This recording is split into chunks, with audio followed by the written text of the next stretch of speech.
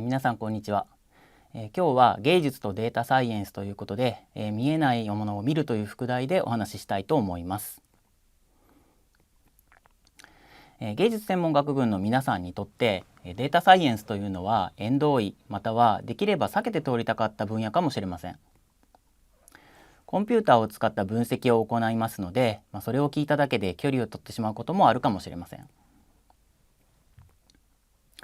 しかし皆さんは鉛筆と同じくらいスマートフォンを片手に持って毎日のように小さなコンピューターを使って生活をしています。おそらく皆さんにとっては身近な道具のはずですよね。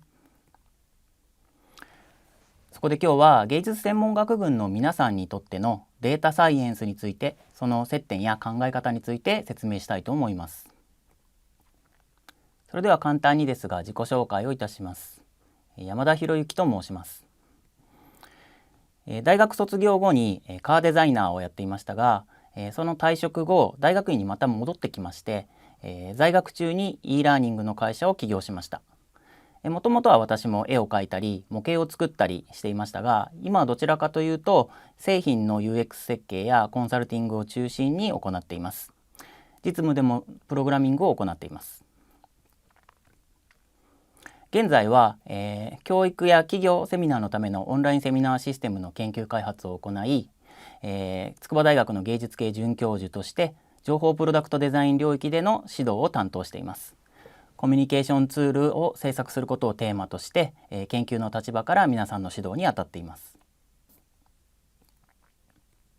私もですね、入試でかなり絵を描いてきましたので、そういう立場からですね、データサイエンスについてできるだけ簡単にお話をしたいと思います。それではまず最初に書くことをテーマにしてお話ししたいと思います。これはデッサン室でデッサンをしている時の写真ですね。芸術専門学群の皆さんは入試の科目にデッサンがありますね。すべての人がデッサンを書いて入学するわけではないんですけれども、それでも多くの皆さんはデッサンの経験があると思います。皆さんはですね、この入試のためにあるデッサン、これは一体何のためにデッサンをしていたのでしょうか。ただただ繰り返しを書く作業になると思うんですが、それには何か意味があるのでしょうか。思い通りに鉛筆で絵を描いたり立体を削ったりするためには何度も繰り返し練習をしてアウトプットの量を増やす必要がありますよね。絵というのは不思議なもので、何回も描いているとですね、それなりに上達をします。もちろん先生についてしっかり指導を受けた方が伸びる速度は速いとは思うんですが、とにかく数を描くっていうのは上達の秘訣の一つですね。でこれは一体何が良くなって皆さんは絵が上手くなっているんでしょう。これも石膏室で公表しているところですね。いろんな絵があります。皆さん同じものを描いているのに違う絵を描いていると。描くという行為なんですが、鉛筆を持ってなんとなく始めることができるので、あまり皆さんが頭を使っているという実感がないかもしれません。しかしですね、絵を描くときにはですね、無意識のうちに4つの段階を経て皆さんは絵を描いています。具体的に言うと、この4つですね。対象物を観察し、対象物を頭の中で理解し、対象物を画面に描くために再構築し、画面に絵を出力すると、この4つの段階を踏んで皆さんは、絵を、画面に描いていると。ちょっとここでですね、リンゴの例を持ってきました。モチーフとして準備したリンゴです。デッサンの練習用としては比較的簡単に手に入る手軽な果物ですね。皆さん絵を描く前にまずリンゴについてよく観察して描くと思います。リンゴの輪郭は丸いですが、少し歪んでいますよね。で、ものによってもその歪み方は違います。ヘタの部分ですね。ヘタの部分が上についていたり、色は赤に近い色が多いんですけれども、よく見ると黄色があったりオレンジがあったり緑が混ざっていることもありますね。また小さな斑点もあります。目で見たものを描く場合というのは、まず一番最初にこの観察という行為を行ってから皆さんは絵を描いていると思います。次にですね、観察した後、皆さんは観察したものの結果を、特徴として捉えてですね、それが頭の中で整理されています。初めて書いた時っていうのは、初めて見たものなのであまり情報は整理されていませんが、何回も書いているうちに、徐々に特徴が頭の中で整理されてりんごの概念が頭の中にできてくると思います。でこれは言葉としてこういうふうに、輪郭だとかヘタだとかっていうものを、整理しているわけではなくて、絵のイメージとして整理されているケースもあるかもしれません。次に対象物を画面に描くために再構築をしています。頭の中に整理された特徴をもとにこうやって書きましょうですとか、その表現の手段について考えます。模写をする場合にはそっくりに書こうとしますが、表現方法に特に制約がない場合というのはりんごの要素をもとにしてさまざまな表現の可能性がありますね。でこの段階では実物を見なくても、だいたいわかる状態で頭の中で考えているんではないかと思います。で一番最後に、リンゴを画面に書くと、再構築の手段が決まったら最終的に出力をするわけです。絵を描く面白さというのは見たままを描くわけではなくて、この頭の中で整理して理解して再構築した結果を画面に出しているというプロセスが挟まる部分にありますよね。リンゴをそのまま見えた通りに伝えるんであれば、写真を撮るのが一番効率がいいんじゃないかと思います。でもわざわざ絵を描いてその行為やアウトプットを楽しめるというのは、絵を描くという行為自体がこの観察をして整理して理解して再構築をした後に出力をするという作業を何度も繰り返しながら仕上げているからなんではないかと思います。最終的には見え方を変えているわけですね。でこの書くという行為、ある程度経験を積んでくると、りんごの実物を見なくても書けるようになるんではないでしょうか。でなんでこれはりんごを見なくても書けるようになるんでしょう。このさっき言ったようにりんごの特徴を捉えて見ただけではわからない情報、味や匂いによってイメージも構築されて、最終的に目に見えないりんごの概念が頭の中に出来上がっているからではないでしょうか。絵を描く人というのはだいたいこれを膨大な経験を積むことによって実現しています。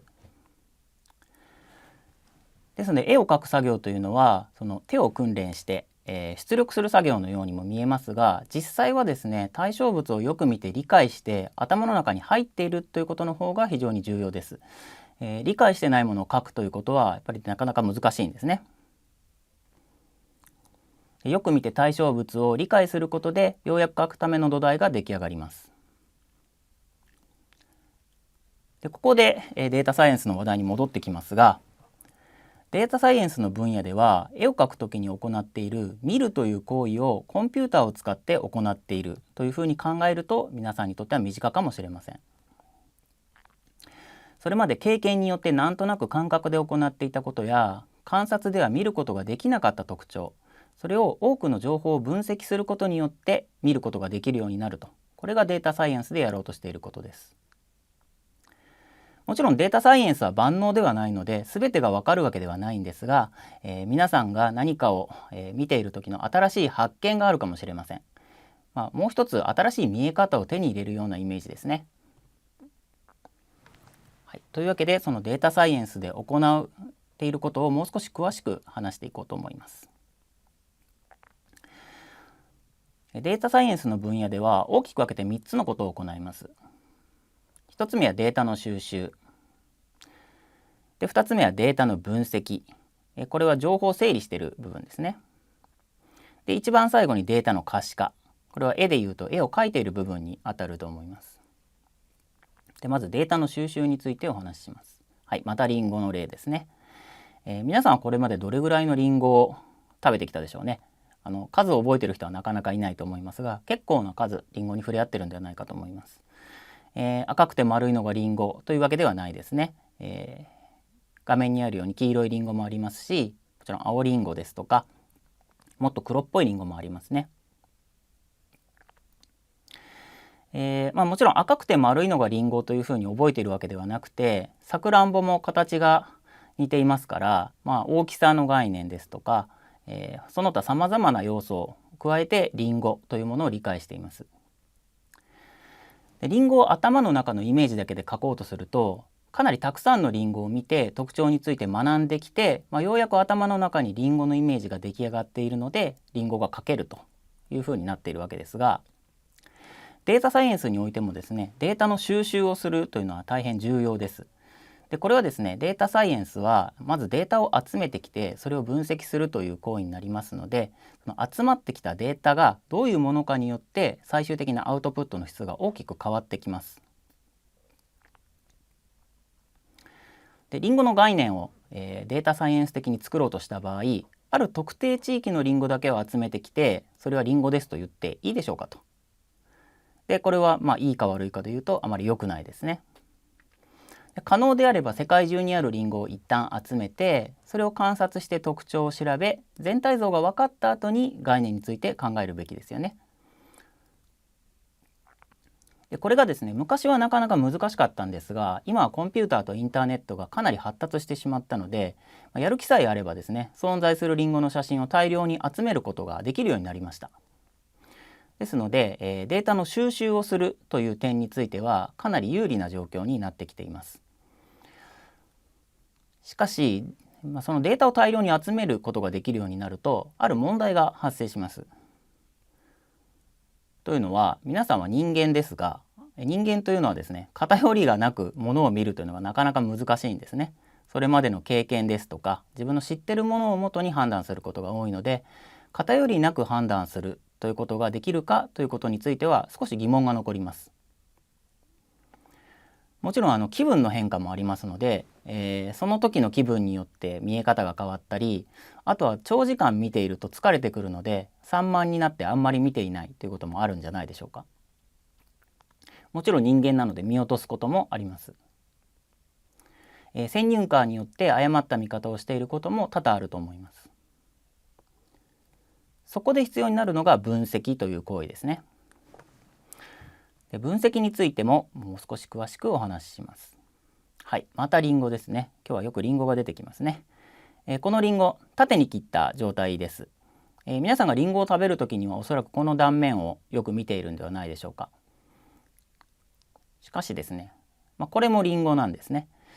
なかなかこの方向にリンゴを切って食べることはないと思うんですけれども、見慣れない切り口ですがこれもリンゴです。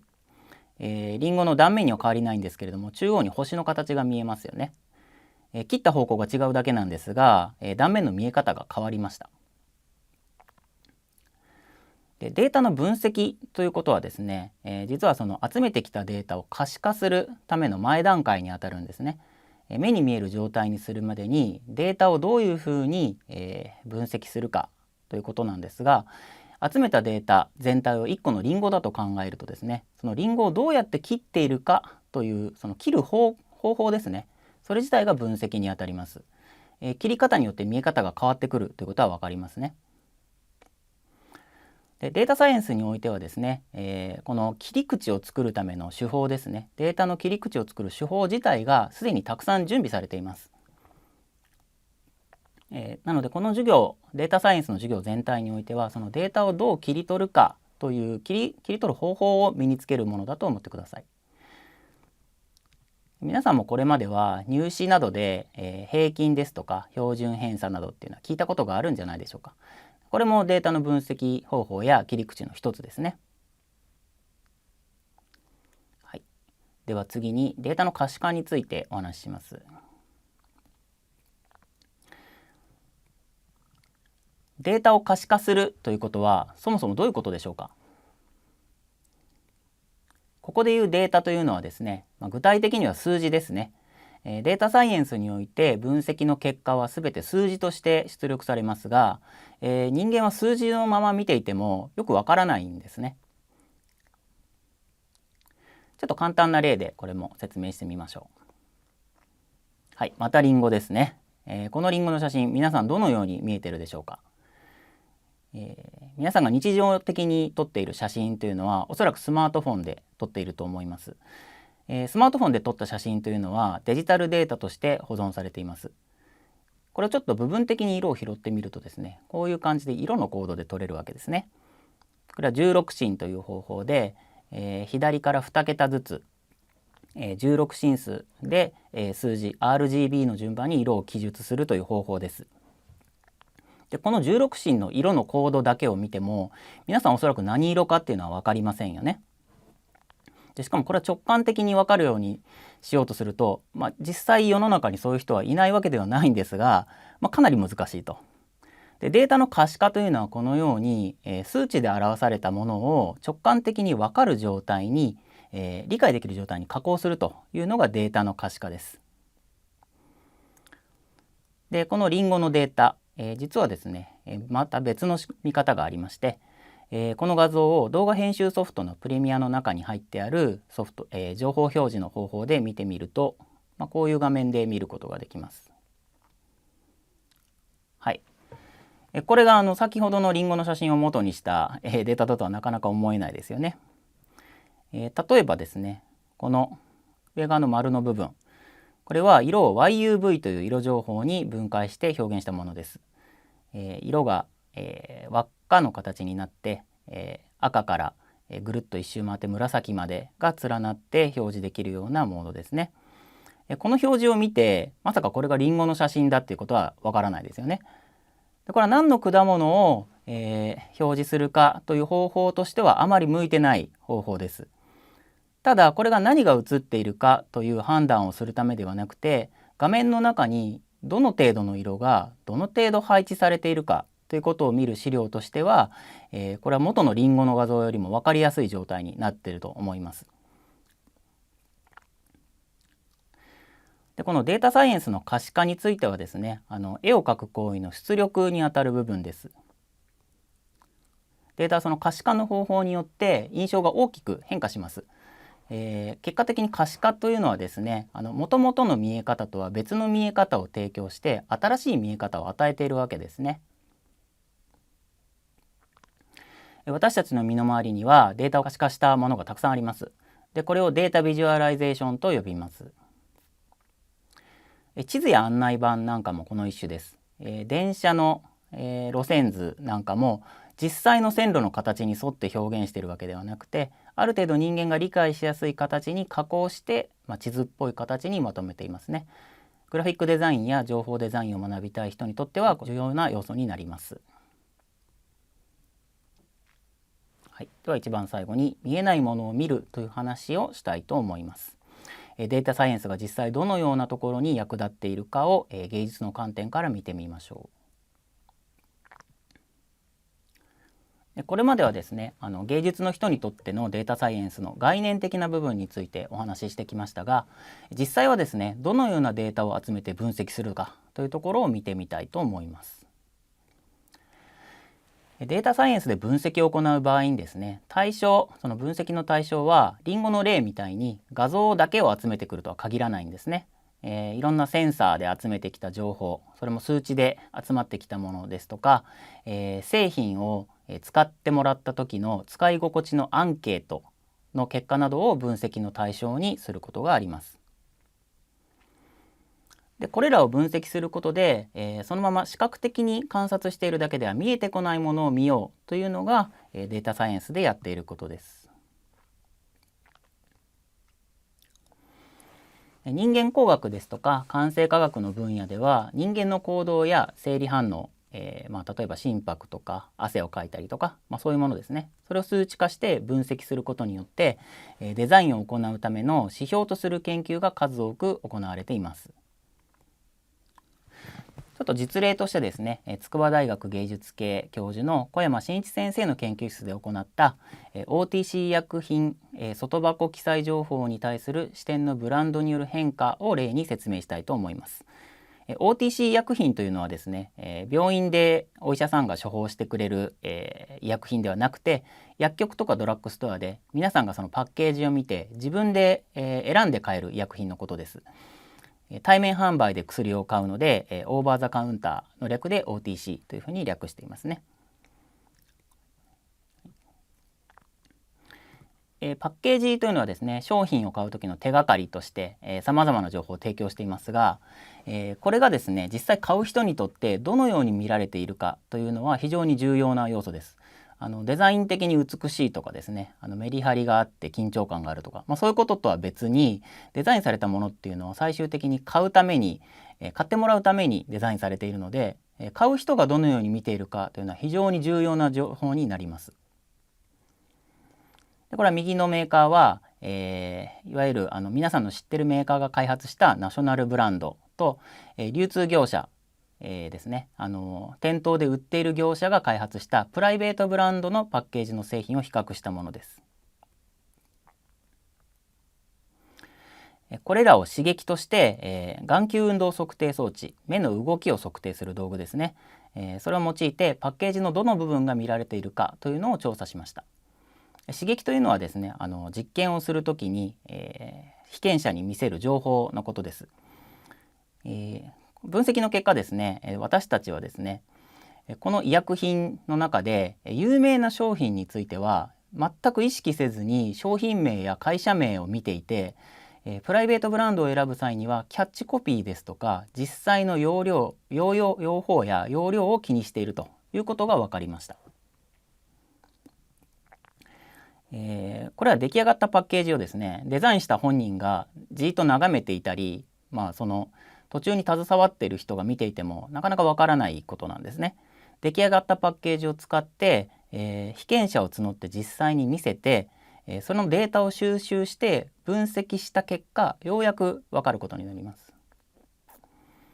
これはその分析結果を表したグラフです。パッケージの各項目ごとにどの程度視線が集まっているかという情報をまとめたものです。これは滞留時間ですね。とどまっている時間をもとに分析した結果です。まずこの製品とキャッチコピーの部分を見てください。ナショナルブランドの方は、製品名ですとかプライベートブランドの方が長く見ているということがわかります。また用法用量や製薬会社名は見ている時間に差があるということがわかりますね。この差があるということは、もしかしたらこの調査の時だけたまたま起こった偶然の結果かもしれませんと。でもですね、これを証明するためにデータサイエンスにおいては、分析を行う手法があります。この研究ではそれぞれの滞留時間を比較して有意差があるかということを証明しています。このようにですね、感覚的な判断だけではなくて事実に基づいた表現というのを行うためにデータサイエンスによって得られる情報を用いるということが、特にデザインをするという行為の中では増えてきています。その分析の結果というのは客観的な目として、自分自身が制作する際にインプットを増やすだけではなく、これを第三者に説明する時にもものすごく強力な武器になるんですね。その分析にはですね、コンピューターを使う必要があります。でそして、皆さんが今まで使ったことのない少し不慣れな分析ソフトを使う必要がありますが、その手順はですね、様々な書籍で説明されていますし、この授業でも行うと思いますので、少しずつ身につけて、もう一つの目を手に入れてみましょう。もしこの分野に興味が湧いたらですね、芸術専門学群ではデザイン解析論やデザイン評価論などの分析専門の授業もありますので、もし興味があったら受講してみてください。はい、ありがとうございました。